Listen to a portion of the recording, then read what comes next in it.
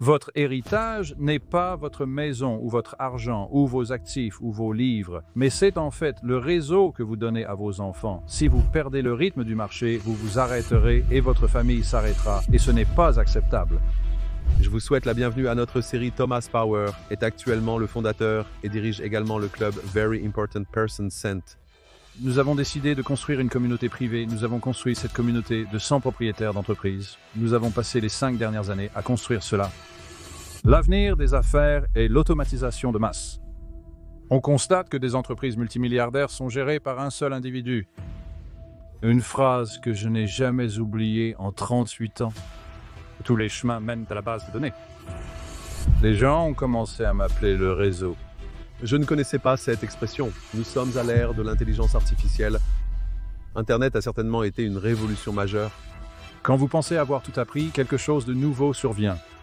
Et cette immense excitation de l'industrie technologique, lorsque vous vous plongez dans les médias sociaux, ou le réseautage social, ou SaaS, ou le cloud, ou la blockchain, ou l'intelligence artificielle, ce sont des technologies nouvelles, dures et difficiles. Essayez-vous vraiment de comprendre l'application de cette technologie et comment elle peut être utilisée? Quel sera le bénéfice pour les gens? Quel impact sur leur vie? Comment sera-t-elle rentable? Beaucoup de gens vont perdre leur gagne-pain, et c'est sûr. Cela arrive toujours avec les nouvelles technologies. Mais des millions de nouveaux emplois vont être créés grâce à l'intelligence artificielle. Des millions et des millions, des milliards. Donc, je n'ai pas vraiment peur de l'intelligence artificielle. Je ne vois là que des opportunités. Pour être en première ligne du marché, vous devez être connecté aux personnes qui vous construisent. La raison pour laquelle j'ai survécu aussi longtemps et que je continue à être à la pointe de tout, et pas seulement de la technologie, mais je veux dire de tout, c'est parce que, en suivant ces conseils, vous survivrez.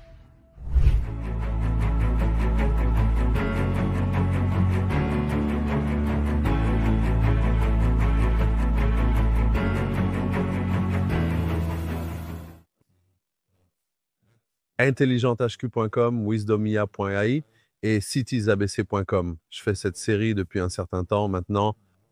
Et l'une des choses qui m'excite, c'est de parler avec de nouvelles personnes et avec des personnes que je connais, mais des personnes qui ont été, je dirais, me mettant au défi ou me faisant voir les choses de différentes manières.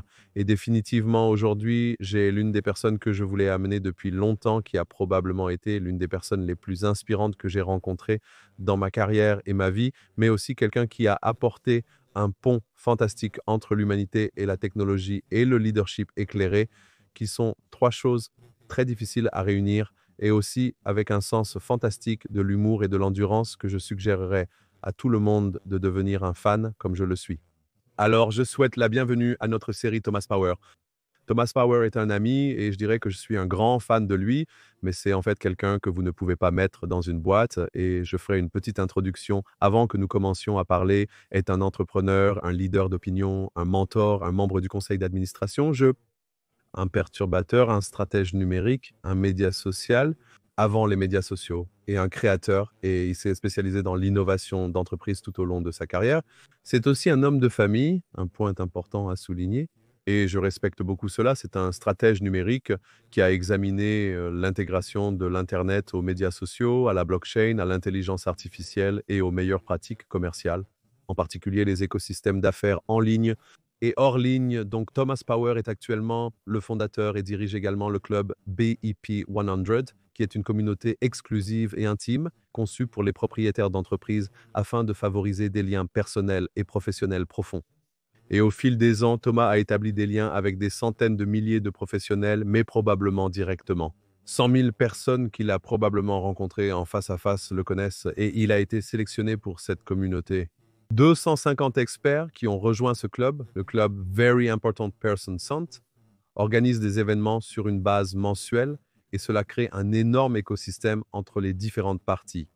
Tellement plus sur Thomas.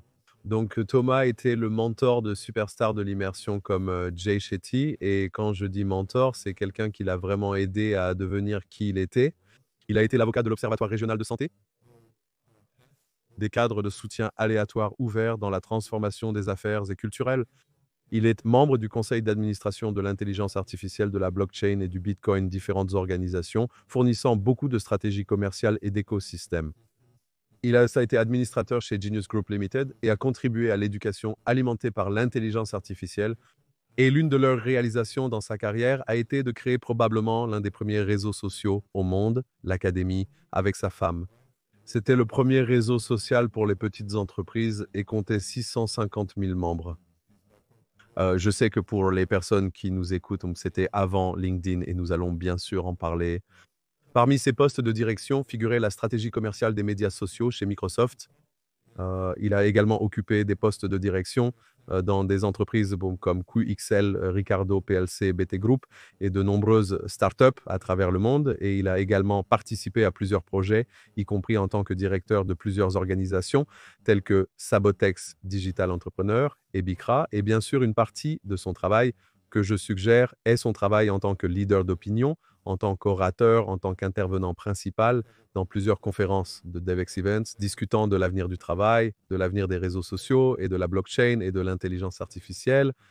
Et il est aussi un adoptant précoce qui garde un esprit jeune et une âme jeune, surtout en ce qui concerne l'intelligence artificielle, la blockchain, le SaaS, les médias sociaux et la transformation numérique. Donc, je pense que c'est juste un résumé, mais Ailid est un humain. Je suis très enthousiaste de l'accueillir ici. Pour conclure, je dirais simplement Ailid. Il a une mention en finance et marketing d'entreprise du Croydon College et des O-Levels et A-Levels de St. Andrews, notre chef de direction. Et enfin, il a travaillé avec l'Association de conformité et de régulation de l'industrie de la blockchain et a aidé les entreprises à naviguer dans la conformité et la régulation de la blockchain. La liste est longue, mais je pense que ce sont des lumières et je suis très excité d'accueillir pour la première fois sur cette chaîne Thomas Power. Délicieux, merci. C'était une introduction de 7 minutes. Pour ceux qui vous connaissent, ils sont probablement au courant d'une partie de vos réalisations, mais ils ne se souviennent sans doute pas de tout ce que vous avez accompli. Je tenais à souligner et ne pas oublier cela. Vous savez, c'est drôle. J'ai 61 ans maintenant et je travaille depuis que j'ai 16 ans. Donc, je travaille depuis 45 ans. Donc, il était logique que j'ai fait toutes ces choses en 45 ans. Mais je me souviens encore de mon tout premier rôle à 16 ans en 1980. Et on ne sait jamais où la vie va nous mener. Mais l'ironie, c'est que mon amour pour le réseautage, la construction de communautés, la mise en relation des gens, la conversation avec les gens et la recherche des bonnes connexions, tout a commencé dans un supermarché, dans une charcuterie de Waitrose à Dorking en 1980. C'est là que j'ai découvert cette compétence. Mais je n'avais pas de nom pour cela à l'époque, et ce n'est vraiment que dans les années 90. Sorte de fin des années 80, début des années 90, les gens ont commencé à m'appeler le réseau. Allez rencontrer ce gars, Thomas Power. C'est un réseau. Et j'ai dit, pourquoi je suis un réseau? Suis-je un réseau? Je n'avais jamais entendu l'expression avant et donc j'apprécie l'étiquette d'être le réseau ou un réseau. Mais merci pour un très généreux. Introduction très généreuse. Oh non, je pense que je suis très reconnaissant de vous avoir ici. Alors, Thomas, revenons à cette base. Alors, vous avez dit 16 ans, votre premier emploi et le réseau. Alors, comment tout cela a-t-il commencé? C'était la famille, la passion, le désir de parler avec les gens. Parlons de ce début précoce. Vous savez, la toute première chose dont je me souviens, je me souviens jusqu'à l'âge de 4 ans, mais la toute première chose dont je me souviens à l'école secondaire, pas à l'école primaire, mais que les professeurs avaient l'habitude de me demander. Pour les noms des élèves, ils me demandaient quel est son nom, quel est son nom, quel est son nom, quel est son nom, et je ne comprenais pas pourquoi ils me demandaient les noms alors qu'ils étaient les enseignants. Mais je pouvais facilement me souvenir de 750 noms d'élèves à l'école. Et je ne pensais pas que c'était un grand exploit que je puisse me souvenir du nom de tout le monde, et que je connaissais le nom de tout le monde, et que je connaissais tout le monde à l'école, du plus bas au plus haut. De la première année à la 6e année, et personne ne m'a jamais dit « Oh, tu as une bonne mémoire » ou « Tu es autiste » ou « Tu as une mémoire autiste » ou peu importe comment cela pourrait être appelé ou étiqueté maintenant, parce que cela m'aurait davantage encouragé. Mais ensuite, quand je suis passé de l'école à mon premier emploi dans un supermarché, et que je servais du fromage, du salami, du jambon, du bœuf, du cheesecake et de la salade de choux à toutes ces personnes à Dorking dans le Surrey, j'ai découvert que je pouvais me souvenir de leurs noms et de leurs commandes dans ma tête sans rien écrire. C'est facile à retenir et il y a probablement environ 1000 personnes que vous servez dans le supermarché chaque semaine, mais je connaissais leurs noms. Je connaissais le jambon, le salami, le cheesecake et le fromage qu'ils voulaient. Je savais tout dans ma tête. Et je n'avais qu'à voir leur visage quand je savais.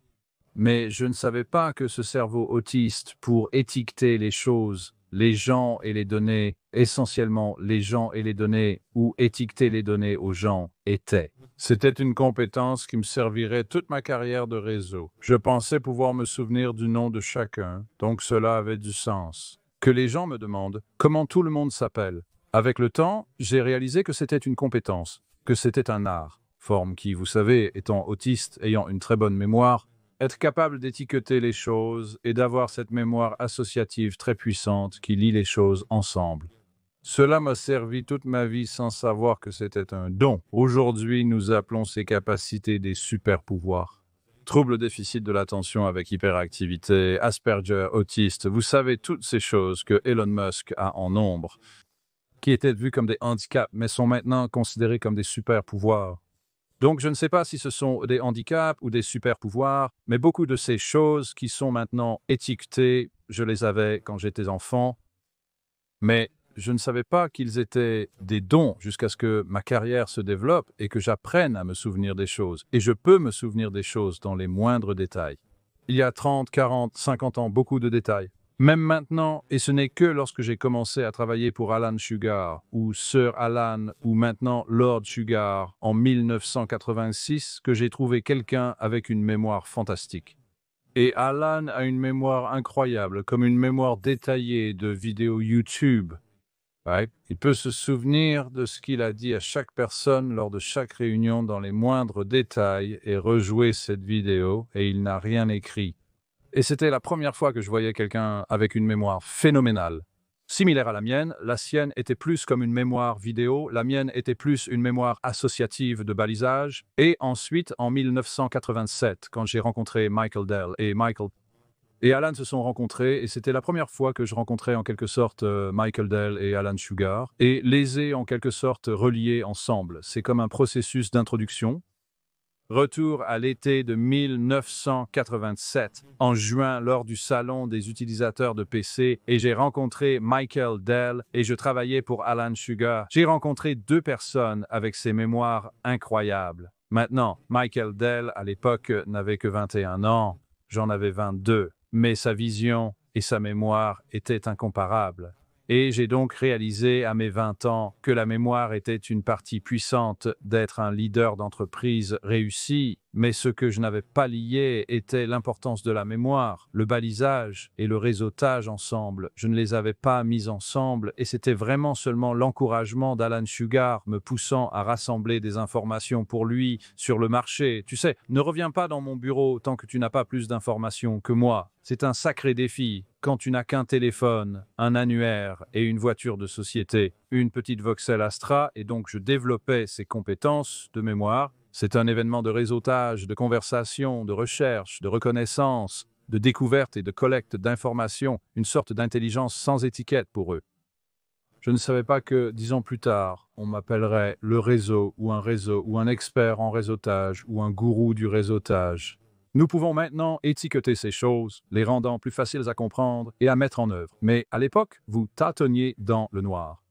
Mais toutes ces bases de l'école, de Waitrose, à travailler pour Alan et toutes les différentes personnes avec qui j'ai travaillé en cours de route, et vous avez mentionné Jay Shetty, je suis l'un des mentors de Jay Shetty, mais j'ai eu une grande influence sur lui. C'est vrai qu'il a eu une grande influence sur moi, et maintenant, il entraîne mes 3 enfants, ce qui est glorieux. Il guide Hannah, Ross et Teji, ce qui est charmant, de différentes manières. Mais si vous parlez à Jay maintenant, il a 9 mentors, dont je suis l'un, et donc il a 9 mentors qui le guident, et évidemment il s'épanouit, et 100 millions de personnes ont maintenant téléchargé son podcast. Il a eu 4 milliards de personnes qui ont regardé ses vidéos sur YouTube, donc. Mais il lui a appris une formule très yum, et il a juste suivi la recette, et il travaille très très dur. Donc je voulais juste faire référence à cela parce que vous l'avez mentionné dans votre introduction. J'ai eu une grande influence sur lui, mais il y a aussi 8 autres personnes qui l'influencent vraiment aussi.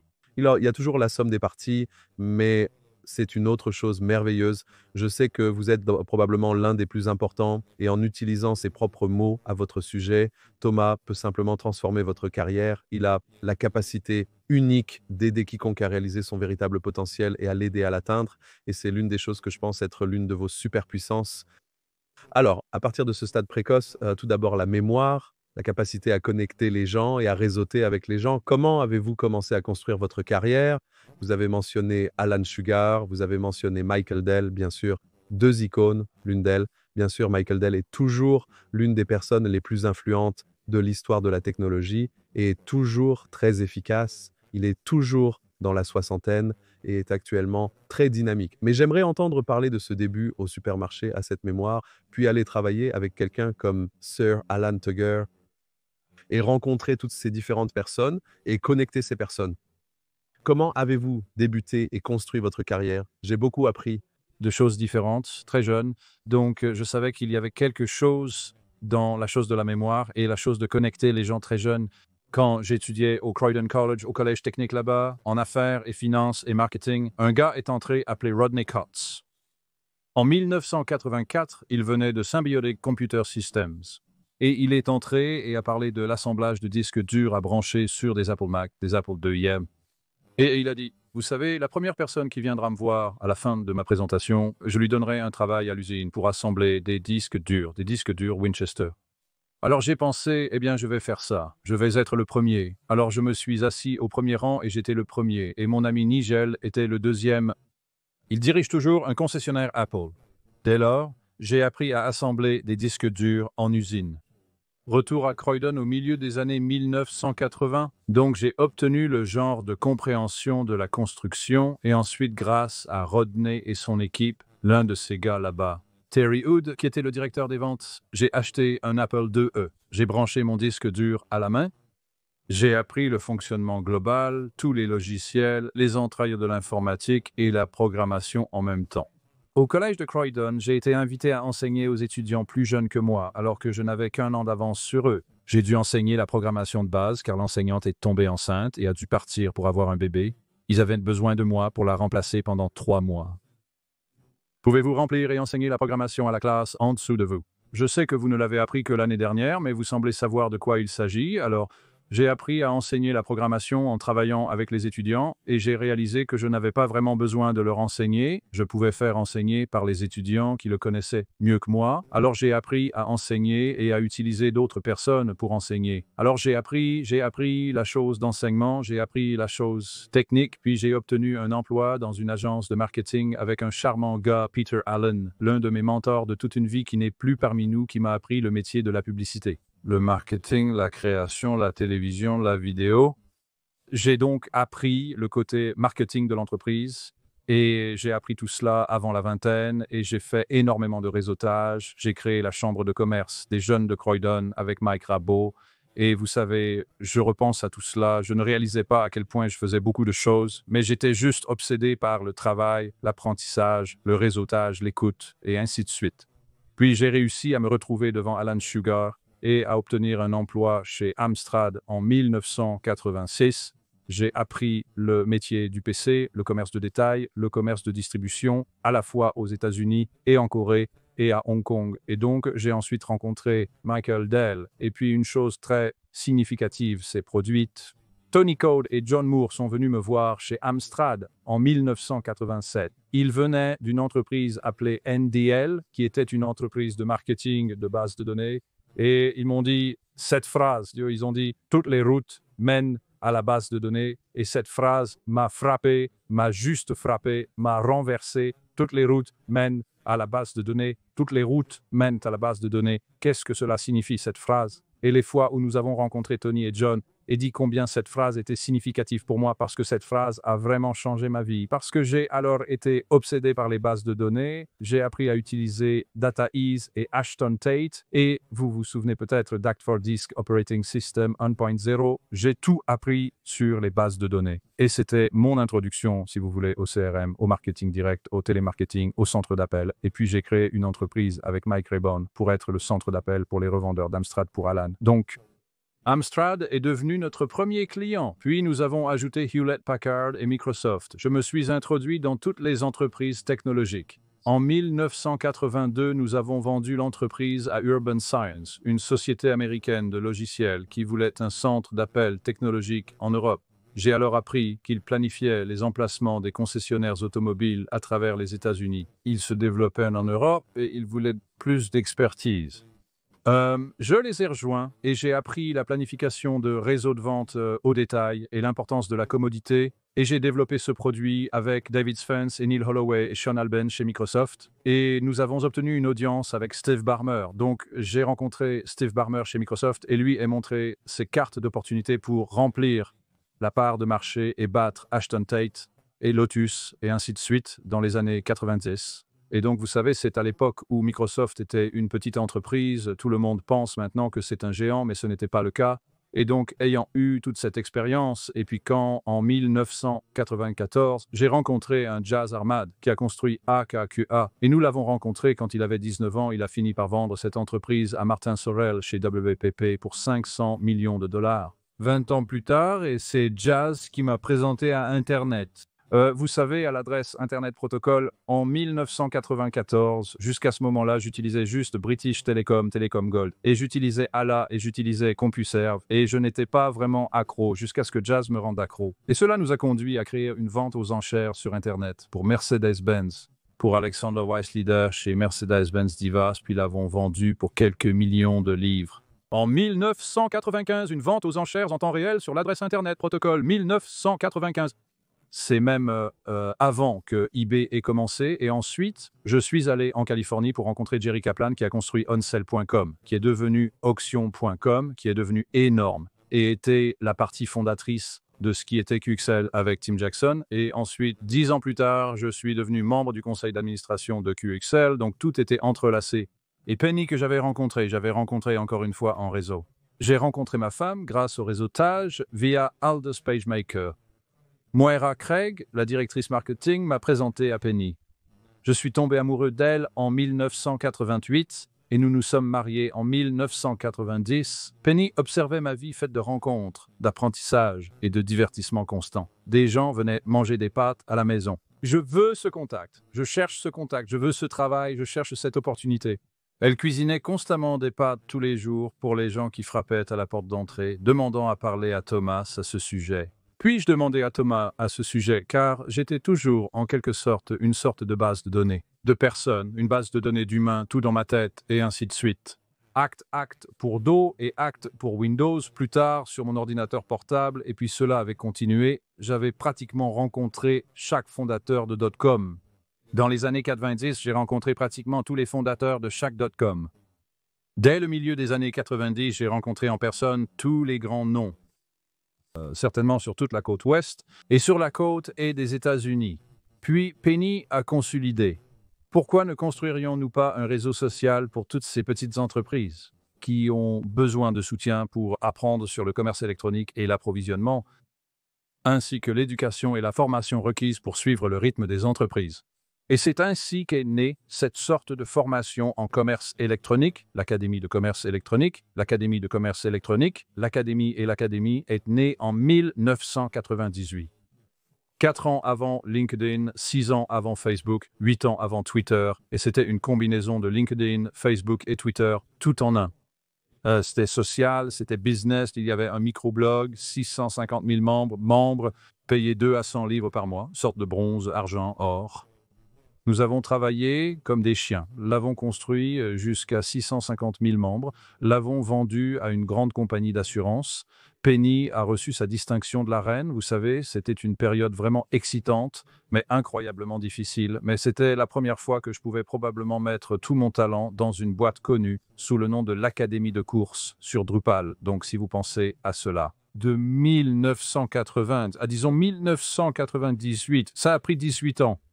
Pour prendre toute ma propriété intellectuelle et la pousser dans une boîte et la mettre dans une base de données, un système de gestion de contenu appelé Drupal que Glenn et Julian ont construit, la plateforme la plus phénoménale. Je pense toujours que la plateforme qu'ils ont construite est meilleure que LinkedIn, Facebook et Twitter, même maintenant. À l'époque, même maintenant, elle est meilleure. Mais nous ne pouvions pas rivaliser avec leur capital risque. Vous savez, ils avaient des milliards de dollars de soutien. Nous utilisions des cartes de crédit et des abonnements et finalement ils vous battent à terre. Et nous avons eu de nombreuses offres pour vendre cette entreprise et nous ne savons jamais si nous avons pris la bonne décision de ne pas la vendre plus tôt que nous ne l'avons fait. Mais à l'intérieur de cette énorme audience connectée à l'académie sont nées tant d'opportunités et j'ai réalisé que les réseaux étaient si puissants.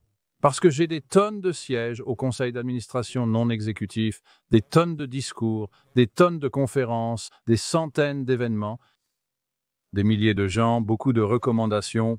J'ai réalisé que avoir un réseau, avoir une base de données ou un réseau autour de vous dans votre vie était essentiel à votre croissance et à votre carrière. Et je l'ai toujours su, mais je ne l'avais jamais vu capturé dans une boîte. Et donc, l'Académie a créé un grand nombre d'opportunités, la réputation de la marque. Et je pense que cette réputation qu'elle a construite est restée avec nous pendant les 25 dernières années.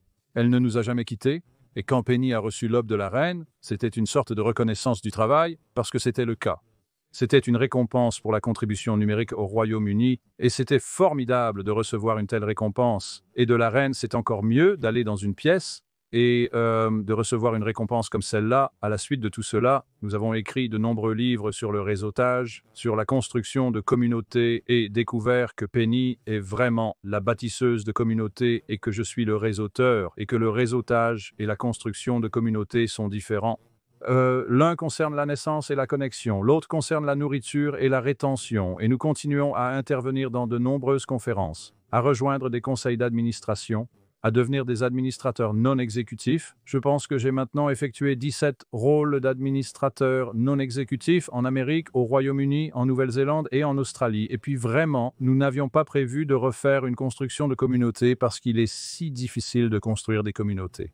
Puis vraiment, c'était au début de COVID, lorsque Boris nous a tous dit que nous devions rester à la maison. Notre fille Anna est venue, ils sont tous confinés dans différents endroits, et elle a dit « Maman, papa, c'est le moment de construire une autre communauté. Pourquoi ne construisons-nous pas une autre communauté ?» Et Penny avait écrit le livre « L'entreprise est personnelle ». J'ai eu un cancer de l'intestin en 2018. Elle avait écrit ce livre parce qu'il capturait en quelque sorte comme une sorte de mémoire, si vous voulez, de tout ce que nous avons traversé, le bon comme le mauvais. Et les trolls. Vous avez mentionné plutôt les trolls. Les trolls sont terribles quand vous devenez célèbre. Dans un réseau social, c'est horrible. Nous avons décidé de créer une communauté privée, pas une publique. Une privée où tout le monde est interviewé, tout le monde est vérifié. Donc nous avons construit cette communauté de 100 propriétaires d'entreprises à Londres et Surrey, et nous avons passé les 5 dernières années à la construire. Et j'ai vraiment adoré le faire. Mais ce n'est qu'un petit groupe de 100 personnes, pas l'énorme chose que nous avons construite auparavant. Et c'est très personnel, c'est très intime, c'est très spécial, c'est très gentil, c'est très généreux, c'est très nous, mais c'est minuscule. Donc nous sommes passés d'être un grand quelqu'un. Vous savez, en première page des journaux, des récompenses de la reine à une toute petite communauté secrète et invisible, mais nous avons appliqué toutes nos compétences de carrière à cela. Ce processus de mise en réseau et de construction de communauté et de chasse aux souvenirs, et encore aujourd'hui, je repense au temps passé à Waitrose en me souvenant de quoi? Ce que le jambon et le salami et le cheesecake et le fromage et ce que les gens voulaient. Je suis toujours comme ça maintenant avec tout le monde et parmi ces 100 membres avec des gens comme vous. Moi, je me souviens de beaucoup de choses sur ce que les gens sont et ce qu'ils veulent. J'ai juste cette mémoire, donc je suis capable de contextualiser mes questions. Et mes données à chaque personne, très précisément, même si je ne les vois qu'une fois tous les 10 ans. Je sais exactement de quoi nous avons parlé la dernière fois, je ne sais pas pourquoi, mais Alan Sugar a ça, Michael Dell a ça, Steve Ballmer l'a certainement. Je passe beaucoup de temps avec Steve, donc c'est juste un don, je pense. Et puis, il y a quelques semaines, mon fils Ross, qui est à Bali, il travaille à Bali, construisant une entreprise d'intelligence artificielle, et il travaille aussi pour le groupe Genius, pour Roger Hamilton, là-bas, où je suis membre du conseil d'administration.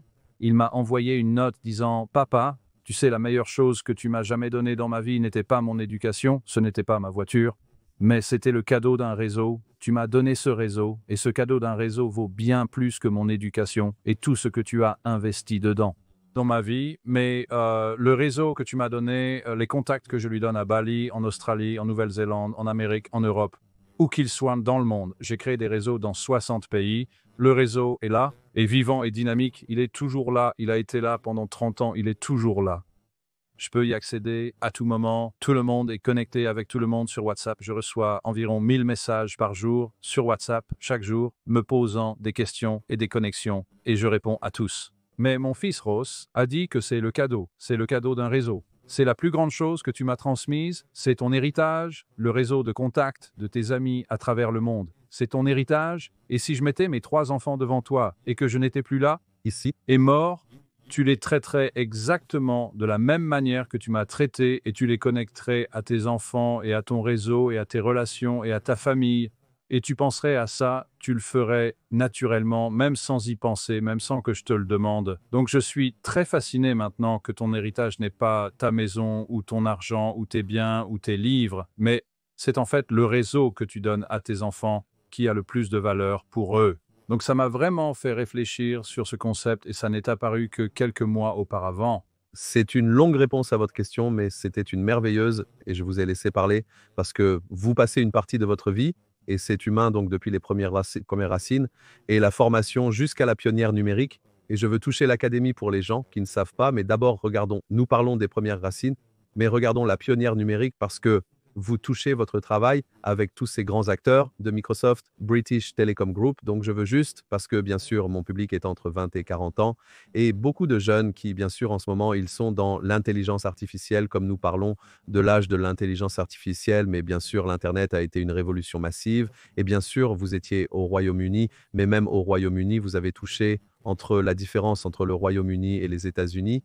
Et bien sûr, c'est pourquoi les États-Unis ont pris le dessus sur l'économie mondiale, surtout quand il s'agissait d'Internet, au début, et maintenant la Chine est probablement là, mais dans un environnement plus fermé, donc un peu de ce pionnier numérique, et l'impact que vous avez eu, que j'aimerais entendre surtout pour avant Internet, et aussi être l'un des gens qui construisent, et aussi partager avec beaucoup de gens qui construisent l'Internet dont nous parlons aujourd'hui. Vous avez mentionné Microsoft et Dell, mais il y a beaucoup d'autres personnes.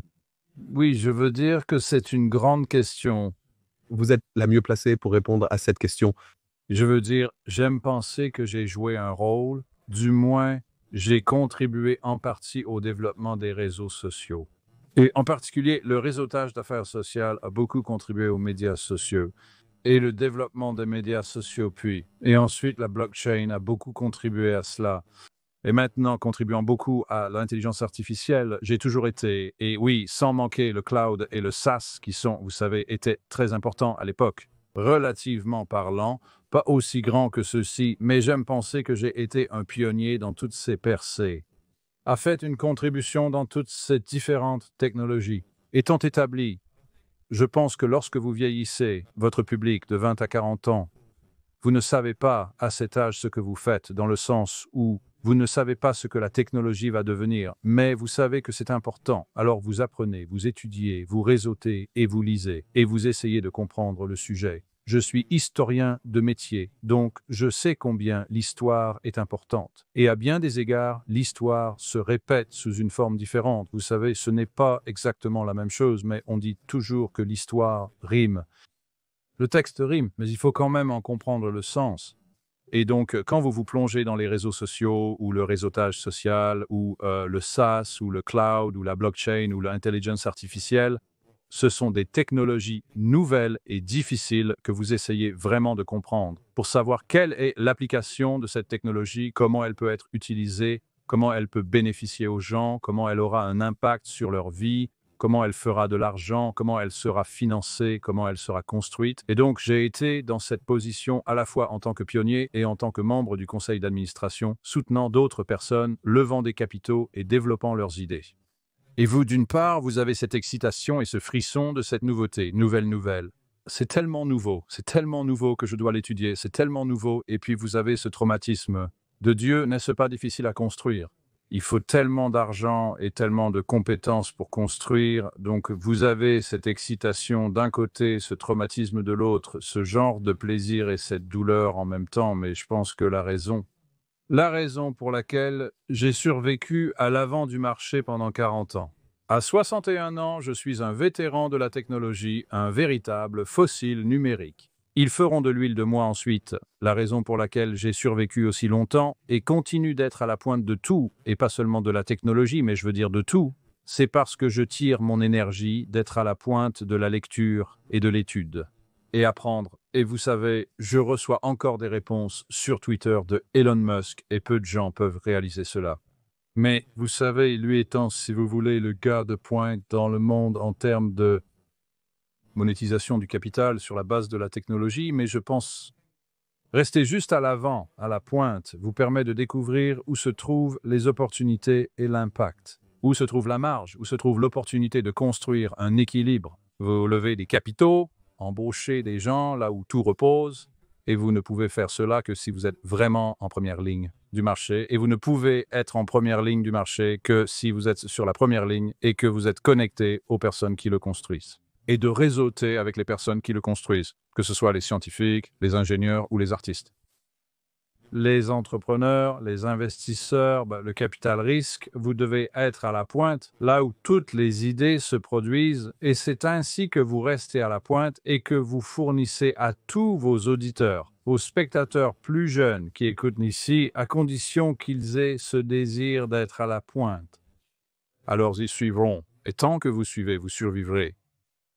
Et même avec l'intelligence artificielle, vous savez, cette chose sur l'intelligence artificielle va mettre tout le monde au chômage et tout est fait par machine et nous n'avons besoin ni d'avocats ni de comptables. Tout cela est absurde. De nombreuses personnes perdront leur emploi.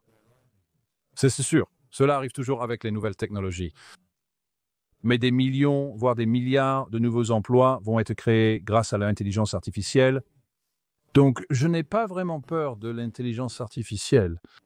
Je ne vois là que des opportunités, mais l'essentiel est de rester à la pointe de ce qui se passe, pas seulement avec les ingénieurs qui le construisent, mais aussi avec le capital qui le suit, les venture capitalistes, les financiers et ceux qui l'utilisent. Et en l'appliquant, vous devez tout connaître pour voir où résident les opportunités, puis vous devez réellement voir si cela fait une différence, si cela a un véritable impact sur les gens, si cela change leur vie. Comme nous l'avons constaté avec Chat Generative Pre-Training Transformer, cela fait réellement une différence dans la vie des gens. Mais ensuite, nous avons Google Gemini et nous avons Grok. Nous avons Claude et nous avons une douzaine de ces DeepSeek et Manas. Nous avons une douzaine de ces applications d'intelligence artificielle maintenant et elles sont très similaires à une douzaine de moteurs de recherche. Nous avions en 1995 avec Exit et Lycos et AltaVista et Yahoo, et nous avions tous ces moteurs de recherche. C'est très très similaire à 1995. 2025, incroyablement similaire, incroyablement similaire.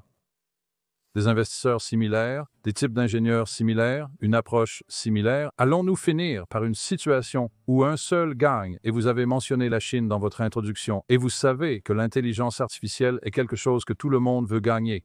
Les Européens veulent gagner, les Chinois veulent gagner, les Indiens veulent gagner, les Américains, les gens qui vont gagner sont l'humanité, les humains vont gagner.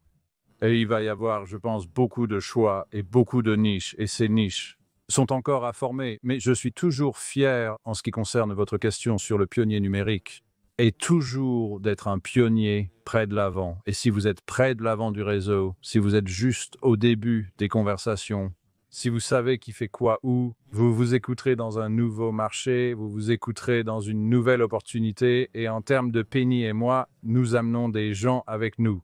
Donc nous avons une centaine de propriétaires d'entreprises à Londres et Surrey qui sont avec nous dans le train. Donc nous leur enseignons le réseautage social, nous leur enseignons les médias sociaux, nous leur enseignons les investissements en blockchain ou Bitcoin. Nous leur enseignons l'intelligence artificielle. Ils viennent tous avec nous. Donc, nous avons une bande qui vient avec nous juste sur cette pointe de coupe qui nous aide à y arriver. Et cela fait partie de la pionnière car c'est comme traverser le 49e parallèle aux États-Unis. Nous traversons avec des chevaux et des coupures, tentant de trouver la Californie et ce qui s'y trouve.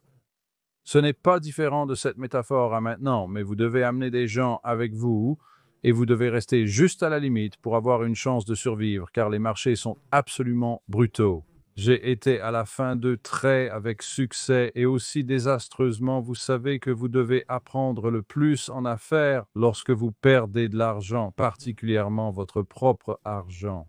Quand vous perdez beaucoup, vous apprenez bien plus que lorsque vous réussissez. Je me souviens que Michael Dell a dit cela. Pour moi, on n'apprend pas beaucoup du succès. Vous n'apprenez que des erreurs et des fautes, mais je pense que tant que les gens restent en première ligne de la connaissance, qui est actuellement X ou X.ai, et maintenant que X.ai a pris le contrôle de Twitter ou X, très astucieux rachat le week-end dernier. Je m'y attendais, donc ce qu'était Twitter est devenu X, et ce qu'était X va devenir XI, donc XI qui sera Grok.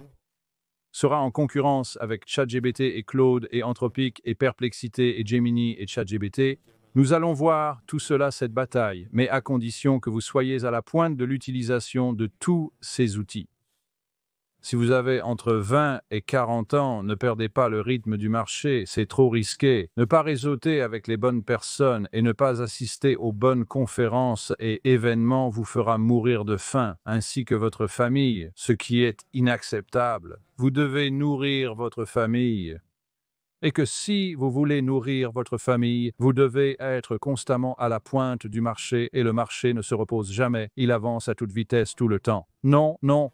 Ce sont de très bonnes questions et vos remarques sont pertinentes. J'ai encore beaucoup de choses à vous demander à ce sujet. Alors, tout d'abord, l'académie. Et l'académie, vous l'avez commencé en 1998.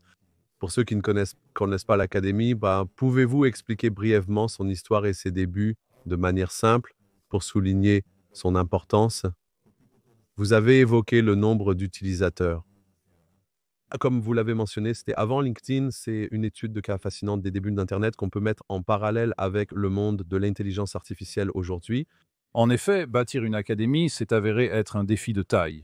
Mais si je vous ramène à 1998, l'idée était de connecter les gens d'affaires pour l'apprentissage, pour le réseautage et pour le développement de carrière. C'était notre slogan. Le réseautage social d'affaires pour apprendre, réseauter et développer sa carrière. Et pour le lancer, nous n'avions pas beaucoup de capital. Nous n'avions que nos économies. Nous n'étions pas soutenus par un capital risqueur, mais nous avions des gens qui croyaient en l'idée de communauté, l'idée d'un réseau, et les gens savaient qu'ils avaient besoin d'éducation. Nous avons loué le bar, la brasserie à l'Iode, et invité tous ceux que nous connaissions pour boire un verre, particulièrement autour du commerce électronique. Nous avons acheté une dizaine de bouteilles de chardonnay et offert un verre à chacun. Et Penny est montée sur une chaise. Nous étions en bas à la brasserie à l'IOD à Pall Mall et elle a dit que nous allions construire ce réseau. Nous allons bâtir cette communauté en misant sur l'éducation, la formation, le réseautage et l'apprentissage, le tout centré sur le commerce électronique. Et le commerce électronique, comme on l'appelait, et nous ne pourrons pas toujours offrir à tout le monde un verre, mais ce soir, nous offrons à tout le monde un verre et un petit pain à la saucisse. Et le mois prochain, nous aimerions que vous ameniez tous un ami. Amenez un ami. Et c'est ce qu'elle a dit. Amenez juste un ami. Amenez un ami. Et le mois suivant, nous avons fait la même chose. Et les 27 sont devenus 54. Puis les 54 sont devenus 108. Et 108 sont devenus 216. Et 216 sont devenus... Et ainsi de suite. En un an, nous avions environ 1000 personnes qui venaient. Et nous avons dû louer l'hôtel Hilton à Park Lane parce que nous avions 1000 personnes qui venaient pour le réseautage. Pour en savoir plus sur le commerce électronique et le réseautage. En même temps, il faut se rappeler que nous surfions sur la vague de l'engouement pour les .com. Il y avait le premier mardi avec Julie Meyer, qui est toujours une très bonne amie de nous. Il y avait beaucoup de différents types de réseaux qui se formaient, beaucoup de rencontres qui se formaient, et tout le monde allait aux rencontres en pensant « Oh, je dois monter dans le wagon du billet de loterie.com, je dois trouver le bon .com, je dois trouver mon billet de loterie pour .com. » et obtenir ma participation dans le .com qui va réussir. Aucun de nous ne le savait, c'était une simple supposition, mais nous étions pris dans un marché en pleine effervescence. En 98, 99, 2000, évidemment en 2000, cette effervescence s'est effondrée. Et nous avons eu le crack du .com qui a vraiment duré de 2000 à 2002 avant qu'il ne reprenne de nouveau. Mais nous avons eu une période de 3 ou 4 ans à partir de 98 avec des centaines et des centaines d'événements. Des milliers de bouteilles de chardonnay lors des événements, à travers Londres et le Sud-Est, chaque bar, restaurant et pub. Nous avons organisé des centaines d'événements. En 2002, nous avions une base de données d'environ 10 000 membres actifs. Et Glenn, notre président-directeur général, a dit que nous devions trouver comment faire payer les gens pour l'adhésion. Et il nous a présenté à ce gars, appelé Julian Bond, qui nous a montré cette chose appelée Drupal. Drupal.org, ce système de gestion de contenu. 1.0 Drupal, 1.0.org, jamais entendu parler. Et Julian nous a dit, savez-vous ce qu'est un blog? Non. Savez-vous ce qu'est un groupe? Non. Savez-vous ce qu'est une communauté en ligne? Non. Penny et moi ne connaissions aucune de ces choses. Et il a dit, eh bien, payez-moi, et je vous en construirai un avec Glenn, et nous ferons payer aux gens 10 livres par mois pour l'utiliser, et nous verrons si quelqu'un parmi les 10 000 veut se joindre. Ils ont passé environ 6 mois à construire cette chose que nous trouvions brillante, où ils l'ont installée. C'était basique, mais brillant pour l'époque. C'était une communauté, un marché et un blog. Cela ressemblait à une combinaison de Twitter, LinkedIn et Facebook. Maintenant, cela ressemblait à tous ces éléments réunis dans un cocktail. Et je me souviens du 7 décembre 2002, nous avons convenu d'un mécanisme de paiement avec WorldPay connecté à la Royal Bank of Scotland. Nous avons proposé aux gens un abonnement à 10 livres par mois. C'était notre premier mois de facturation pour un SaaS. Je veux dire, il est écrit que le SaaS a été lancé en 2006 sur Wikipédia. Nous avons lancé un SaaS le 7 décembre 2002, peut-être le premier SaaS au monde pour 10 livres par mois pour faire partie de ce club de réseautage CRM. Mais en gros, les gens payaient pour l'adhésion, mais ils obtenaient un logiciel, donc c'était un SaaS, c'était une communauté, c'était tout ce qui précède, et ce premier mois, en décembre, 36 personnes ont acheté un abonnement de 10 livres par mois et nous étions aux anges. Alors j'ai dit à Glenn que voulez-vous que je fasse maintenant que les gens vont commencer à acheter cette adhésion? Et il a dit ce que je veux que tu fasses, c'est que tu rencontres tout le monde qui achète l'abonnement. Alors j'ai pris une adhésion à l'IOD à Palmal, l'Institut des directeurs, et je me suis assis à l'IOD du lundi matin à 8 heures jusqu'au vendredi soir à 20 heures, et j'ai rencontré chaque membre qui a payé en face à face pendant 1 heure de 8 heures du matin à 20 heures, 5 jours par semaine, du lundi au vendredi, et j'ai rencontré 1000 personnes par an pendant 3 ans, et nous avions 3000 abonnés. 1000 la première année, 2000 la deuxième année, donc en 2004, nous avions 3000 abonnés payants. J'avais rencontré chacun d'entre eux, j'avais fait 3000 entretiens individuels et enseigné aux gens comment utiliser ce système Drupal qui était incroyablement compliqué, mais que j'avais appris sur le bout des doigts. Et c'est vraiment ainsi qu'il est né. Il est né grâce à un chardonnay, grâce à des événements, grâce au réseautage, grâce au Drupal, grâce au génie de Glenn et Julian, et grâce à des milliers et des milliers d'entretiens individuels à la Yod, mais cette histoire est incroyable parce que vous avez probablement créé le premier modèle SaaS au monde, l'un des premiers réseaux sociaux, et c'était hors ligne. Puis en ligne est venu après. Et puis juste un peu de ces trois, parce que je pense que c'est une excellente étude de cas pour beaucoup de startups, intelligence artificielle en plein essor et beaucoup d'autres choses. Mais comment est-ce passé de ce réseau de personnes à devenir aussi une plateforme technologique et aussi aux 650 000 personnes que vous avez ajoutées par la suite? Je pense vraiment que la percée est venue des versions logicielles en 2003 et 2004 parce que Drupal lui-même, le président directeur général de Drupal, est un Belge. C'est un type adorable et cela a aussi fini par devenir une entreprise d'1 milliard de dollars, Drupal lui-même, mais il a fait de nouvelles versions en 2003-2004 qui ont permis à Julian et Glenn de construire un blog très réussi qui ressemble à Twitter, exactement comme Twitter l'est maintenant. Ils ont bâti des groupes très prospères. Vous pourriez donc commencer l'académie de Farnham, de Sydney, de Brisbane ou de New York. Ils ont créé un marché prospère permettant de publier des annonces sur vos objectifs. Le site proposait des annonces, un marché, un blog, un chat, des groupes, des territoires et la possibilité de réserver ses propres événements. Et les gens ont pu organiser leurs propres événements partout dans le monde, que ce soit dans un bar, une maison de curry ou un restaurant. Il a rapidement grandi. À la fin de 2004, il devait y avoir près de 5000 groupes et les gens avaient commencé ces groupes dans leur propre ville, puis ils invitaient les gens à venir et à participer à leur groupe de réseautage et il y avait des groupes de réseautage partout dans le monde. Donc, j'ai pris la décision en 2004 de monter dans un avion et d'aller les visiter tous. Et Penny a repris la direction de l'académie en 2004. Et j'ai juste vécu dans un avion en volant autour du monde, allant à bien vous le nommer. J'ai été dans 60 pays, j'ai été dans 1000 villes.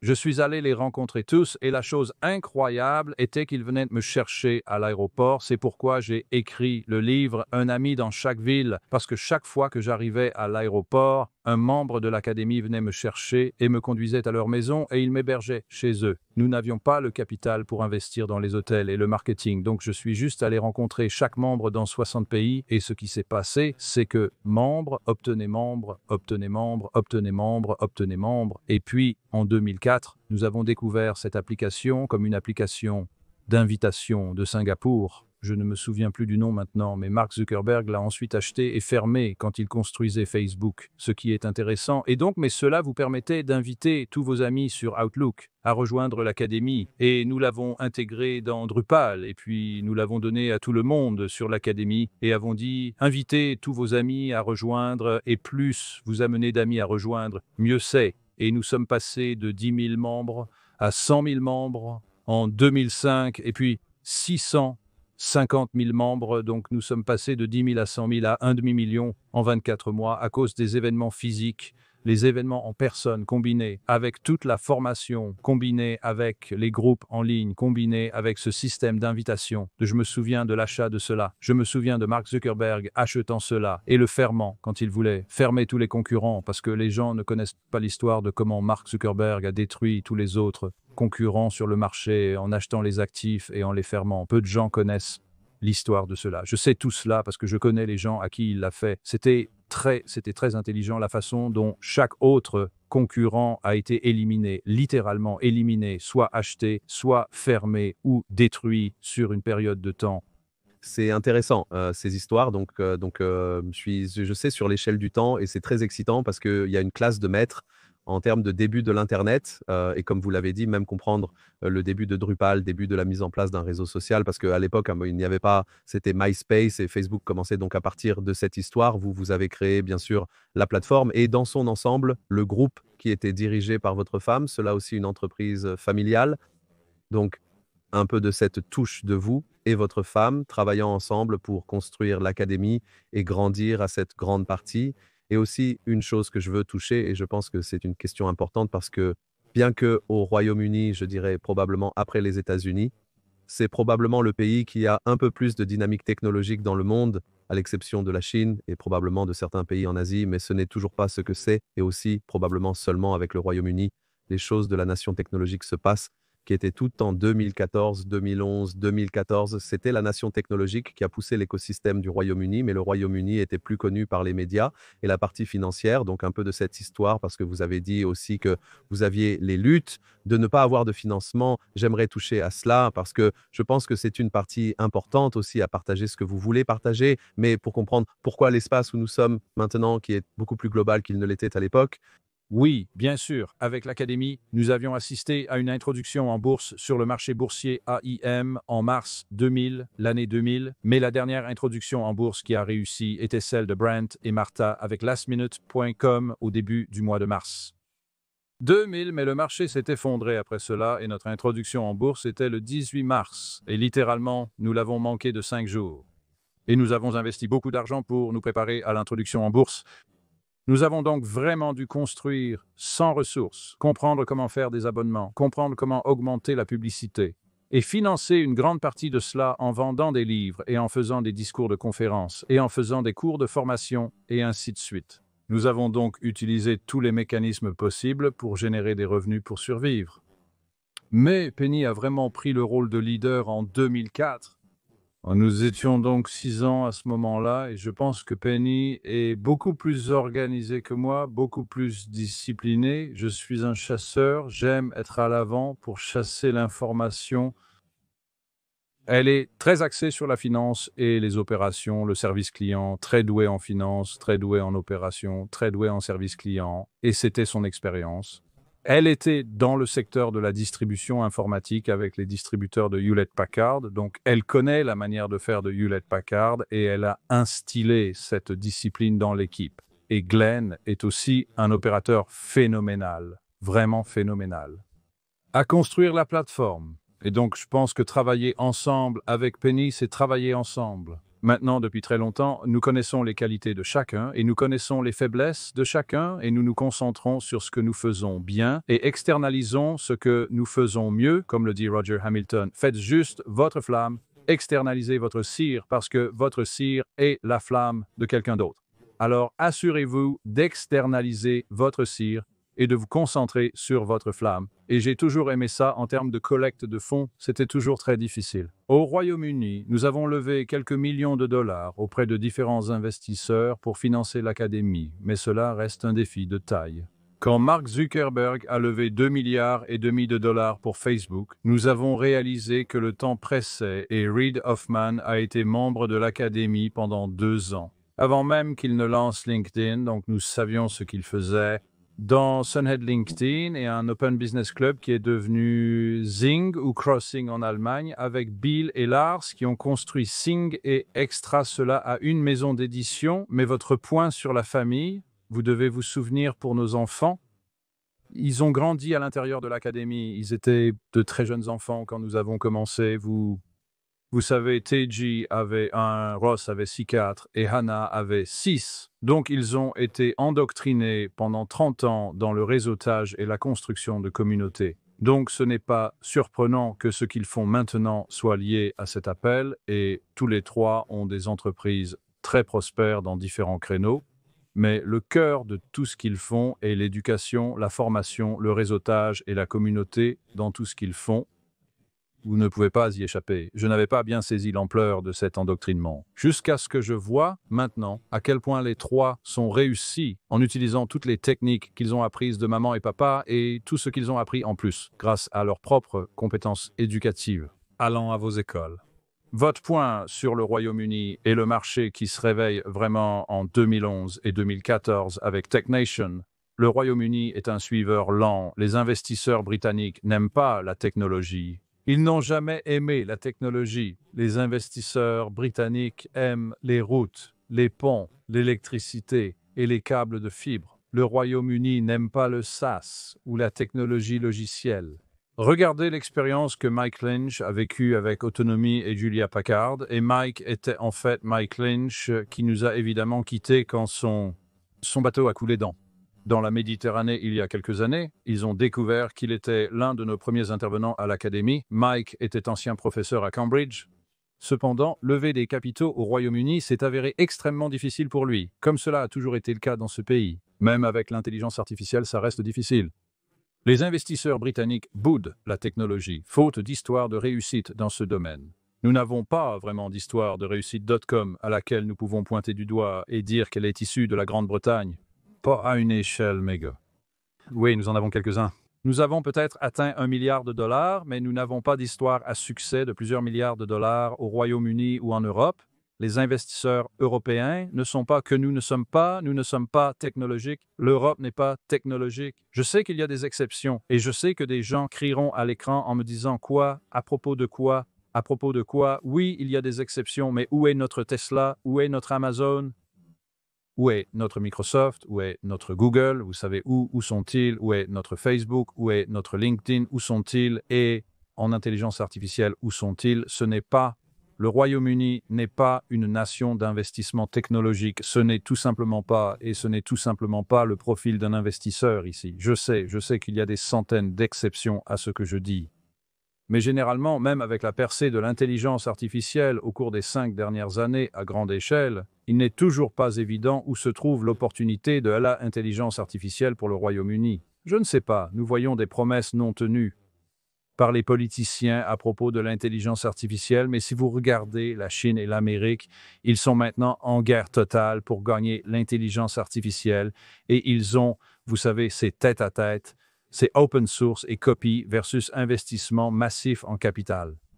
Je ne nie pas les investissements en capital en Chine. Mais vous savez, c'est une bataille de copie open source contre une bataille de capital. Mon intuition est ce que les Américains vont gagner, mais ils ne vont pas gagner facilement. Ils ont effectivement les bons types de leaders dans l'industrie technologique, ce qui leur donne la meilleure chance. Je suis un grand fan de Jensen Huang, bien qu'il soit américain-singapourien avec Nvidia, mais si je devais parier mon argent dessus, je dirais que l'Amérique a la chance de posséder l'espace de l'intelligence artificielle. L'Europe est juste une consommatrice de la technologie américaine et chinoise. Nous ne sommes pas une nation qui construit des choses. Si vous regardez nos grandes entreprises, nous avons Novo Nordisk qui vend Ozempic pour la perte de poids. Vous savez, c'est notre grande histoire de réussite. des médicaments pour la perte de poids à des personnes en surpoids dans le monde entier. Vous savez, je sais que c'est une grande entreprise qui vaut 200 milliards de capitalisation boursière, une fantastique histoire de réussite. Mais vous savez, c'est un médicament pour la perte de poids, pour une alimentation excessive. Ce n'est pas, et je ne le considère pas vraiment comme une histoire phénoménale, mais je sais que c'est une organisation très réussie. Il y a, vous savez, quand vous regardez Louis Vuitton, Moet Hennessy, Louis Vuitton, Moet Hennessy avec Bernard Arnault, vous savez, nous considérons que ce sont des sacs à main. Vous savez, nous sommes bons avec les sacs à main et les médicaments pour la perte de poids. Vous savez, et quelques Ferrari, ce n'est pas que nous ne sommes pas de vrais innovateurs en Europe. Nous, les Européens, ne sommes pas des preneurs de risques. Ce n'est pas dans notre nature. Nous n'avons pas ce profil. J'ai quelques idées à ce sujet, mais je vais prendre cela car c'est un sujet à part que je veux aborder, car bien sûr, nous avons aussi Spotify et quelques autres choses, mais vous avez raison en général. Ouais. Il y a quelques exceptions. Ouais, donc revenons à votre carrière. Je veux aller maintenant à VP Cent. Pourquoi VP Cent? Le nom et qu'est-ce que la plateforme pour les gens que je ne connais pas? Je sais qu'ils veulent la garder proche et au sein d'un réseau. Mais néanmoins, c'est un projet fantastique et j'aimerais le souligner pour les gens qui écoutent parce que c'est votre plus grand projet en ce moment. Oui, donc en termes de pourquoi le livre est appelé Entreprise Bus et c'est BIP. Penny a écrit cela en 2018. J'ai été diagnostiqué avec un cancer de l'intestin la même année, donc ce n'était pas évident. J'avais un cancer de l'intestin de stade 3. Mon pronostic était incertain. J'ai fait enlever le cancer de l'intestin. J'ai fait enlever l'intestin, puis j'ai eu 6 mois de chimiothérapie, ce qui est brutal. Sous chimiothérapie, vous ignorez si vous ferez partie de ceux qui survivent ou de ceux qui succombent. On ne sait jamais si on est sur le vol de retour ou le vol d'arrivée, mais elle a écrit ce livre. Et dans ce livre contient toute notre douleur et tout notre espoir, mais cela a formé la création de Bit 100 car c'est essentiellement le personnel de l'entreprise. 100 Club, la raison pour laquelle nous l'avons créé, c'est parce que nous voulions faire une autre communauté, encore en Covid, parce que notre fille Anna et Penny ont compris qu'avec tout le monde coincé à la maison, et quand aucun de nous ne savait combien de temps nous allions rester à la maison, les gens en avaient besoin. Les gens cherchaient un lieu sûr pour s'exprimer. Vous savez, un endroit où tout le monde était vérifié et qualifié, et donc vous vous souvenez peut-être de Clubhouse. Nous sommes sur ce Clubhouse, à bavarder sur Clubhouse, à parler, vous savez, des interviews comme si c'était une discussion radio tout le temps, tous les jours. Rejoignez un autre Clubhouse, et donc nous avons pensé qu'il fallait vraiment un endroit sûr pour parler, et nous ne pouvons pas le faire pour beaucoup de gens, alors gardons le nombre à 100. Et fixons le prix de manière à pouvoir gérer et soutenir 100 personnes. Il faut une équipe de 10 personnes pour soutenir 100 membres. C'est un service très personnel et intime que nous fournissons. Et donc, nous l'avons lancé sur Zoom. Et nous l'avons commercialisé sur Clubhouse. Nous l'avons annoncé sur LinkedIn. Et j'ai commencé à faire de plus en plus d'interviews sur Zoom à la recherche des bonnes personnes. Je n'avais jamais utilisé Zoom auparavant dans ma vie. Je n'avais jamais fait de publicité sur LinkedIn dans ma vie. Je n'avais jamais été sur Clubhouse dans ma vie. Et j'ai juste commencé à en parler. Et les gens ont commencé à postuler, à interviewer des gens. Et nous avons commencé un appel un lundi, puis un appel un mardi, puis quelques appels un jeudi matin et jeudi soir. Et plus de gens ont commencé à se joindre à nous. Et c'était très lent et très doux. Mais les bonnes personnes arrivaient. Ils sont tous des propriétaires d'entreprises matures comme nous. Ils ont tous fait le tour du quartier. Ils cherchent tous un espace sûr où tout le monde a été vérifié et ils peuvent être eux-mêmes et parler de tout leur, oserais-je dire, de toute leur merde, de tout leur tracas, de tous leurs points durs. Et nous voulions être cet espace sûr. Et puis quand nous avons eu l'ouverture de Covid de Boris, vous savez, nous pouvons sortir et jouer à nouveau. Nous l'avons annoncé sur LinkedIn. Et avons demandé si quelqu'un aimerait venir déjeuner et dîner. Je parle juste des choses à un niveau personnel sur leur entreprise. Vous savez, venez et partagez l'histoire personnelle de votre entreprise. Venez et partagez votre histoire personnelle en affaires. Venez et partagez votre histoire. Et nous avons été complètement époustouflés parce que 7500 personnes se sont inscrites pour venir déjeuner et dîner en très peu de temps. Et nous avons pensé 7500 personnes. Cela doit être parce que tout le monde a été enfermé à la maison et qu'il s'ennuie. Et qu'ils en ont marre de Zoom et qu'ils veulent sortir et qu'ils ont besoin de sortir et de réseauter et de choses. Mais nous avons été complètement époustouflés. Donc depuis lors, nous avons eu 2000 personnes pour le déjeuner et le dîner. Nous avons organisé plus de 200 déjeuners et dîners à Londres et Surrey et c'est incroyable. Et de ces 2000 qui sont venus pour le déjeuner ou le dîner, nous avons invité 100 à rejoindre le club et ensuite nous nous concentrons sur le soutien de ces centaines chaque semaine. Et nous avons toujours ces 4 appels chaque semaine et nous avons des déjeuners et des dîners chaque mois à Londres et Surrey pour les soutenir et les connecter. Et c'est devenu une communauté florissante et un marché florissant. C'est un peu comme une communauté d'amis, un réseau d'experts et un marché d'affaires. Donc ils peuvent gagner de l'argent, ils peuvent trouver des fournisseurs experts, ils peuvent se sentir en sécurité avec une communauté d'amis. Nous avons vérifié tout le monde. Penny et moi avons vérifié tout le monde et ce sont tous de bonnes personnes et nous le gardons petit, donc c'est gérable. Le gardons privé, donc c'est sûr et ne laissons entrer aucun mauvais garçon ou mauvaise fille. Juste avoir une expérience très sûre, intime, sécurisée, où vous pouvez être vous-même et si vous avez du succès en affaires, célébrez cela avec vos pairs. Si vous vivez un cauchemar en affaires et que la trésorerie est serrée, partagez cela aussi et parlons-en pour voir si nous pouvons trouver un chemin à travers. Mais c'est un soutien de groupe, c'est une sécurité de groupe, c'est une thérapie de groupe et c'est aussi un marché florissant. Vous savez, les gens font beaucoup d'affaires là-bas aussi. Donc c'est un microcosme de l'académie dans une petite boîte avec 100 personnes à l'intérieur. Et c'est très spécial et j'aime vraiment l'approche micro de cela dans le livre. Et je pense bien sûr que votre histoire sur le cancer est vraiment, comme vous l'avez dit, les affaires sont personnelles de l'IP, c'est une partie fantastique. Donc, que vous voyez la vision en ce moment. Donc, et bien sûr, j'ai encore quelques questions ici. Je veux garder les 2 heures. Si cela vous convient, donc revenir au bip. Et en ce moment, et bien sûr, je n'ai pas mentionné le début, mais vous aussi, un auteur de quelques livres.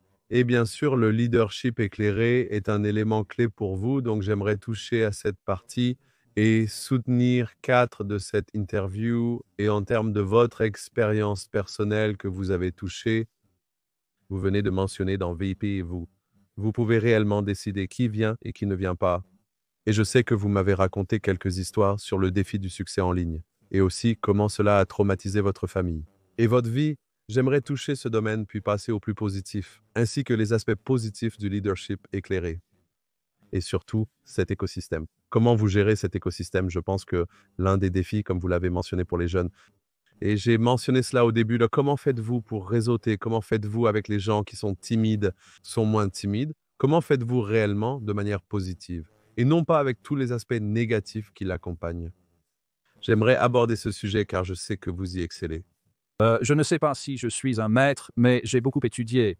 Penn a écrit quelques livres, j'en ai fait 8 et maintenant tous les enfants en ont aussi écrit. Les livres sont donc en quelque sorte une tradition familiale. C'est en quelque sorte une chose de pouvoir que nous faisons des livres sur le voyage en termes de à l'intérieur de la communauté. Lorsque vous réseautez ou devenez membre d'un groupe ou d'un comptoir, pensez à ces conseils.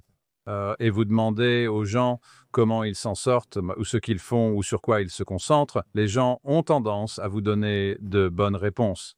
Et la vérité est souvent pas le cas. La véritable vérité est que les gens ont du mal à trouver les bons fournisseurs, ou à recruter les bonnes personnes, ou à trouver les bons clients, ou à lever des capitaux. La vérité dans la plupart des entreprises est dure et sévère. Les affaires sont dures. C'est vraiment dur. Les gens d'affaires veulent le faire paraître facile. Vous savez, ils regardent Dragon's Den, The Apprentice ou une émission télé. Ils font paraître ça facile ou ils ont écrit un livre à ce sujet. De voici comment je suis devenu milliardaire. Lisez mon livre, je sais comment le faire. Je pense que tout cela est des conneries. Les affaires sont aussi difficiles aujourd'hui qu'il y a 40 ans. Quand nous avons commencé, et je dirais que c'est de plus en plus difficile, pas plus facile, c'est de plus en plus complexe.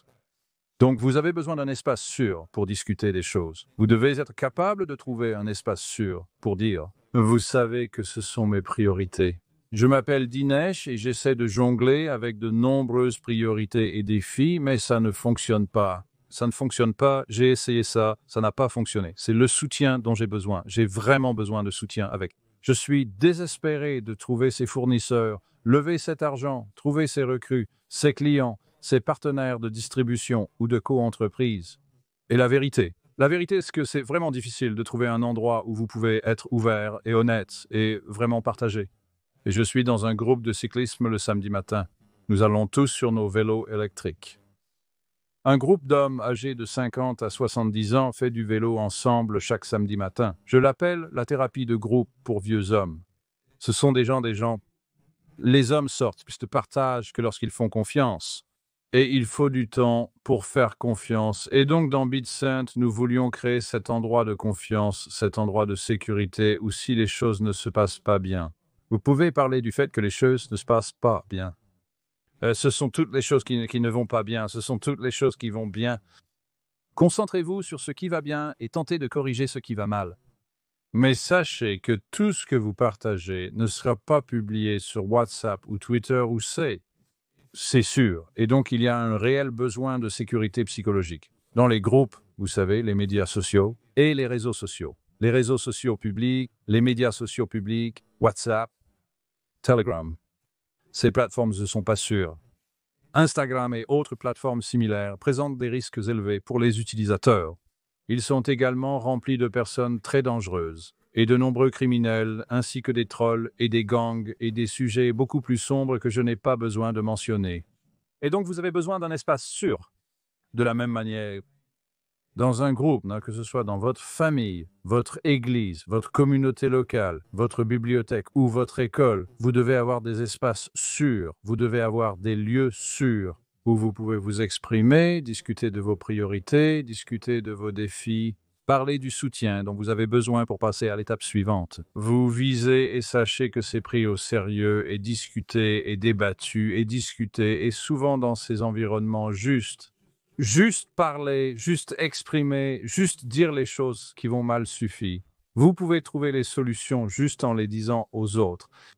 Vous n'avez souvent pas besoin que d'autres personnes commentent. Vous n'avez souvent pas besoin de conseils. Vous n'avez pas besoin de suggestions. Vous avez juste besoin de la thérapie par la parole et de la thérapie d'écoute, d'avoir un groupe qui écoute ce que j'appelle l'écoute comme un service, par opposition à l'offre comme un service, mais vous avez besoin de l'écoute profonde et lors de nos déjeuners, nous restons là pendant 4 heures et nous écoutons. Vous savez, nous donnons à chacun une très bonne écoute. Et pendant ces 4 heures, les gens parlent pendant 5 ou 10 minutes de leurs problèmes et défis, et nous écoutons vraiment pour voir si nous pouvons les aider à les surmonter et à les résoudre. Donc, lors d'un déjeuner de 4 heures, vous pourriez avoir 3 heures et 50 minutes d'écoute et 5 ou 10 minutes de parole. Et c'est l'écoute où les percées se produisent. Et à travers cette écoute et à travers cet amour pour un autre être humain, pour les aimer et les soutenir à travers leurs douleurs, leurs problèmes, c'est là que la vraie valeur est développée. Donc, vous ne pouvez pas faire cela à grande échelle, vous ne pouvez pas faire d'intimité à grande échelle. C'est pourquoi nous avons dû le limiter à 100 personnes, afin que nous puissions le faire en profondeur. Et vous savez, Penny et moi travaillons 50 heures par semaine. Elle travaille 50 heures. Je travaille 50 heures. Nous avons une équipe de 10 personnes. Vous savez, si vous pensez à cela, c'est des centaines d'heures par mois pour soutenir 100 personnes. Nous investissons probablement, vous savez, 4 heures par semaine par membre pour en prendre soin. Donc, c'est un oxymore d'avoir de l'intimité à grande échelle, mais beaucoup de gens nous ont demandé de licencier BitSent New York et BitSent Paris et BitSent Sydney et BitSent San Francisco, et nous avons eu toutes ces demandes de licence et de franchise à travers le monde, mais vous savez, nous avons 61 ans, pas 31 ans. Et nous avons décidé de mettre notre énergie dans 100 personnes et de les soutenir vraiment à travers les hauts et les bas, à travers le bon et le mauvais. Le lait et ça fonctionne, mais ce ne sera pas une académie, ça ne va pas s'étendre à chaque ville du monde. On ne peut le faire qu'à petite échelle en termes de réseautage. Votre question sur comment réseauter, vous savez, il y a beaucoup dans le réseautage pour la vie. Un livre que j'ai écrit en mai 2003 avec Paul May. Je ne pense pas que le réseautage a changé, mais en termes de technique, de comment vous rencontrez des gens et connecter et poser des questions. Mais ce qui a changé, c'est de trouver des endroits sûrs pour réseauter. Vous savez, j'ai été à des centaines, littéralement des centaines de conférences et d'événements à travers l'Asie, le Moyen-Orient, vous, États-Unis, des centaines et des centaines. Et c'est vraiment un travail difficile de réseauter lors de conférences et d'événements, mais vous n'avez pas à apprendre beaucoup. Je pense qu'il n'y a pas de substitut au réseautage et en personne. Mais maintenant, comment trouver un groupe sûr lorsque vous sortez pour réseauter? Comment procédez-vous? Trouvez-vous un espace sûr? Et je pense que c'est vraiment difficile. C'est pourquoi c'est devenu si difficile pour l'industrie des rencontres, pour les jeunes hommes et femmes, de trouver leur partenaire, parce qu'il est très difficile de trouver un espace sûr maintenant. Et je pense que les espaces sûrs sont d'une importance cruciale. Mais ils ne peuvent pas être très grands, mais ce sont les endroits pour réseauter avec ces personnes où tout le monde est vérifié. Très important d'avoir une vérification, très important d'avoir une vérification afin que vous ayez de bonnes personnes. Vous ne pouvez pas, vous savez, une mauvaise pomme peut ruiner un réseau. Une mauvaise pomme peut ruiner un baril plein de pommes. Et donc, je pense que c'est très difficile pour les jeunes de réseauter maintenant. Très difficile parce que le monde en ligne est... La Silicon Valley n'a jamais livré le monde hors ligne, face à face, en personne, en lequel Penny et moi croyons, et je pense que vous savez, étant donné le choix maintenant après 40 ans, que préférais-je, le réseautage en ligne ou le face-à-face en personne? Chaque fois, c'est le face-à-face en personne. Même maintenant, donc j'encouragerais les gens à se rendre à autant d'événements en personne que possible et à trouver un groupe qui fonctionne pour eux, que ce soit un club d'intelligence artificielle, un club social ou un club de sport, mais trouver un groupe qui fonctionne pour eux, où il y a des gens d'affaires qui croient en ce qu'ils croient, où ils peuvent partager leurs idées. Et si vous ne pouvez pas en trouver un, construisez-en un. Vous savez, ce sont des mots très sages et merci beaucoup. C'est une masterclass dans et comme vous l'avez dit, le simple fait que vous devez supposer que faire des affaires est difficile. Et je pense que j'aime votre honnêteté à ce sujet parce qu'en ce moment, il y a des centaines de podcasts qui essaient d'une manière ou d'une autre, ou des émissions et tout ce truc, essayant de montrer que tout le monde peut être un entrepreneur. Ce n'est pas si facile à dire moins. Et je pense que votre expérience, ils réussissent, mais aussi votre humilité aussi. J'aime ça, c'est un élément clé. Et j'aime aussi cela, j'apprends beaucoup avec des gens comme vous. Et ce n'est pas vraiment facile parce que c'est oui, même en étant au Royaume-Uni et je suis du Portugal et en partie français, je dirais que c'est bien pire d'être un entrepreneur là-bas en fait. Il y a un stigmate à être un entrepreneur en fait. Vous avez mentionné l'Europe à ce sujet, je suis d'accord, c'est un très grand stigmate. Donc, je sais que nous passons du temps et je veux être respectueux, mais c'est vraiment, je pense que pour les gens qui nous écoutent, il y a beaucoup de courbes d'apprentissage, donc de votre expérience, de la construction de l'un des premiers réseaux sociaux, en travaillant avec toutes ces personnalités de haut profil que vous avez mentionnées. Dell, vous avez mentionné, bien sûr, l'ancien président directeur général de Microsoft et beaucoup d'autres personnalités, mais l'une des choses que j'aimerais comprendre et probablement partager ces dernières 15 minutes, plus ou moins, que nous avons, et donc, en tant que leader d'opinion, en tant que personnalité technologique qui a toujours été sur la vague, et je pense que ce qui est impressionnant, c'est que vous avez passé la vague de l'Internet, la vague des médias sociaux, la vague, en ce moment, blockchain et crypto, avec lesquels vous êtes aussi assez impliqué, et vous êtes toujours impliqué, et vous avez en fait écrit un livre à ce sujet jusqu'à la vague de l'intelligence artificielle dans laquelle nous sommes en ce moment. Et aussi sur le sujet, vous avez toujours été en réseau avec beaucoup d'entrepreneurs. Vous avez rencontré des centaines d'entreprises, des milliers de personnes.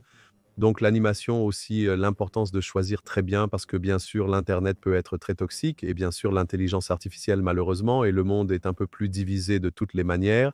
Mais il y a beaucoup de choses merveilleuses que nous oublions, donc de l'héritage et je dirais que c'est probablement une partie de cette partie 5 entre le leadership éclairé, 4 et 5, leadership éclairé, héritage, mentorat. Comment voyez-vous cela à partir de votre expérience et vous êtes encore assez jeune pour les normes de notre quotidien, nos sortes de normes internationales d'entrepreneuriat.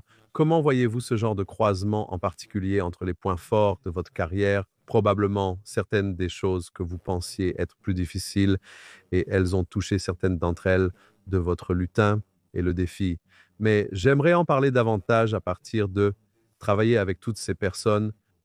Quelles étaient les choses qui vous poussaient vraiment à continuer à avancer et aussi à pousser toutes les choses avec VP et avec votre femme et à prendre toutes ces différentes choses qui font vraiment partie de votre succès?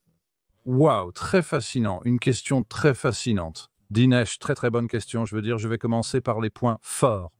J'ai appris des choses énormes d'Alan Sugar, Lord Sugar, de Michael Dell, Steve Ballmer, toute l'équipe de Microsoft, de personnes phénoménales, David Sean Neo, je veux dire, je connais des centaines de personnes chez Microsoft. J'ai travaillé avec beaucoup d'entrepreneurs très réussis en Nouvelle-Zélande et en Australie et aux États-Unis. Je suppose que les points forts sont que les gens peuvent dire un mot ou une phrase, et cela peut avoir un impact sur le reste de votre vie. Donc, je dirais que c'est un point fort pour moi comme Tony Code 1987. Toutes les routes mènent à la base de données, une phrase que je n'ai jamais oubliée en 38 ans.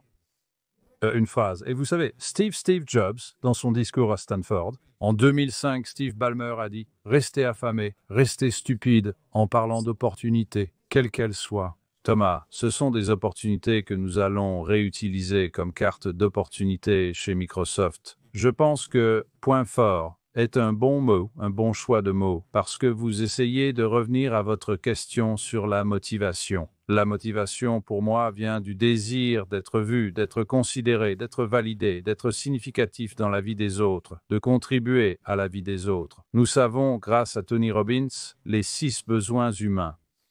Ce besoin de connexion, ce besoin de signification, ce besoin d'être validé, ce sont des besoins critiques que j'ai, comme beaucoup d'autres personnes. Vous savez, faire une contribution, être vu en train de faire une contribution, être vu comme significatif, être vu en train de créer des connexions, c'est ça, c'est la force motrice qui me pousse. J'ai autant d'énergie maintenant que j'en avais il y a 40 ans. J'ai autant de désir maintenant que j'en avais il y a 40 ans, mais le désir de le faire brûle en moi pour atteindre cette connexion, cette contribution, cette signification, cette validation. C'est donc la force motrice que Napoléon Hill appelle dans Penser et devenez riche. Le désir ardent.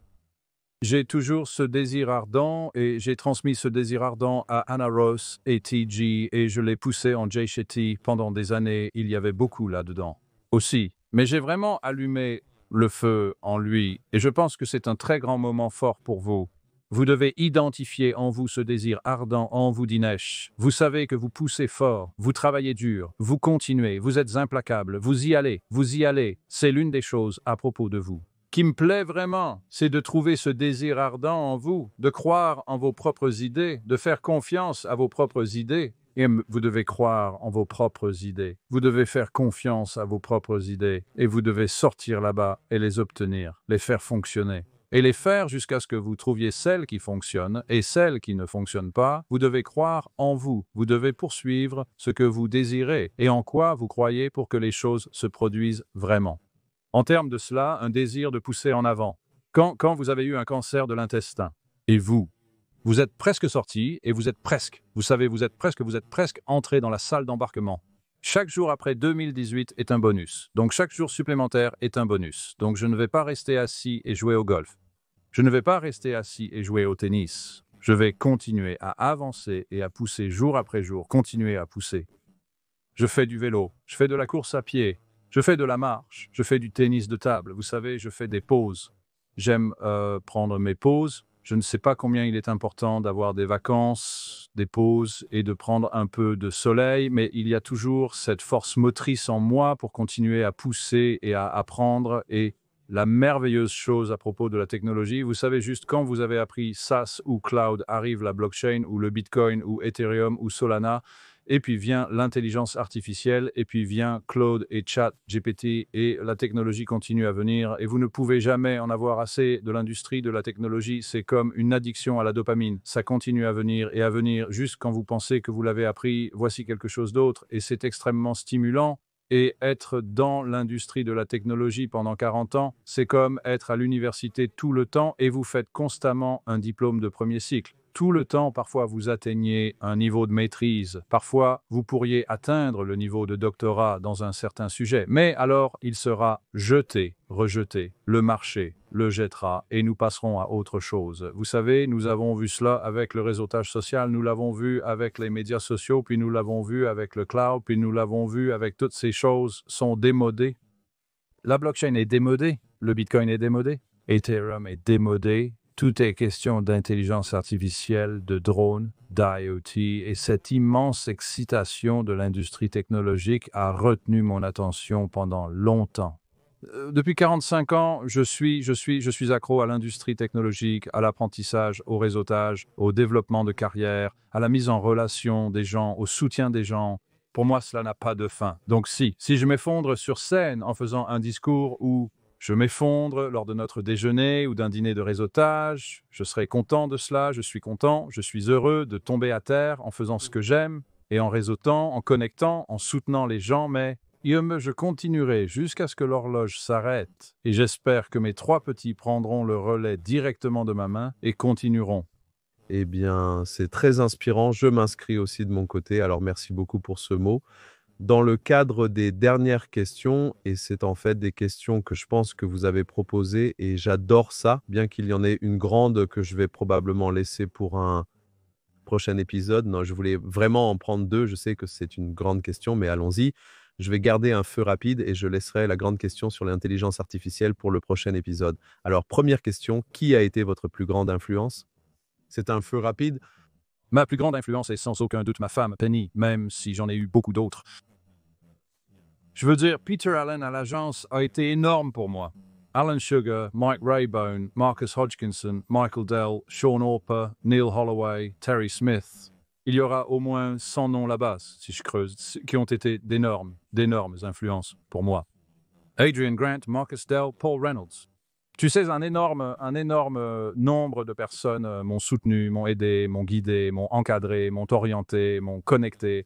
Oui, beaucoup de grandes personnes, et toi y compris dans cela, je pense que tu as été très significatif pour moi.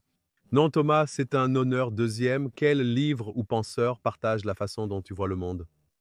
Oh, ça doit être Napoleon Hill, pense, et devient riche sans aucun doute. 1937, pense, et devient riche par Napoleon Hill. Non, aucun doute là-dessus, la plus grande influence sur ma vie, oui. Quelle habitude quotidienne alimente votre productivité?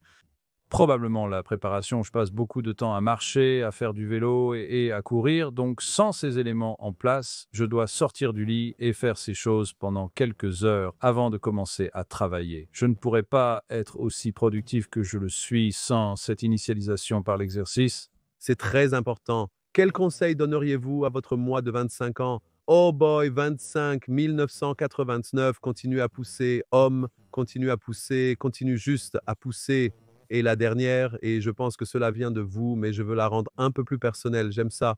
Vous avez écrit BIP Business is Part, ou votre femme a écrit Business is Personal, mais en tant que quelqu'un qui a été présent dans le passé, dans le futur, que diriez-vous que l'avenir des affaires est l'avenir des affaires? Je pense que l'avenir des affaires est l'automatisation de masse.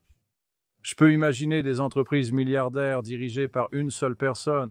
C'est le futur du monde des affaires. Une automatisation extrêmement poussée.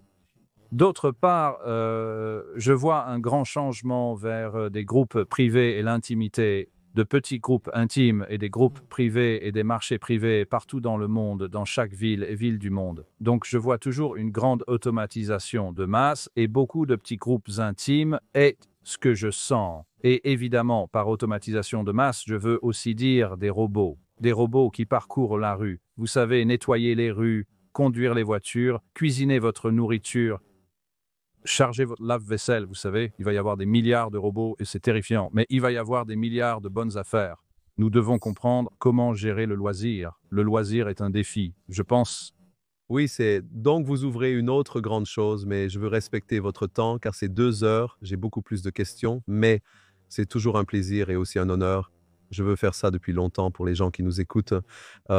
J'ai toujours dit, comme je commence, je suis un grand fan de votre travail, votre femme, et aussi non seulement votre travail, mais votre éthique, avoir l'éthique, tout ça, c'est ce que j'aime. Je commence à dire que votre humanité, votre travail acharné ou intelligent et vos capacités de réseautage vont de pair avec une humanité fantastique. Et je sais que vous payez parfois le prix pour ça, mais vous avez aussi obtenu une reconnaissance mondiale pour ça. Donc, pour les gens qui nous écoutent, nous allons mettre tous les liens du site web de thomaspower.net que vous pouvez réellement voir. Et Thomas est très présent, surtout sur X, dans beaucoup de différents réseaux sociaux comme LinkedIn aussi. BIP ajoutera tous les liens. C'est restreint, mais je suis certain que Thomas ouvrira des portes pour certains. Eh bien, Thomas, ce fut un honneur, le plaisir, et je continue d'apprendre avec toi. Merci d'être ici.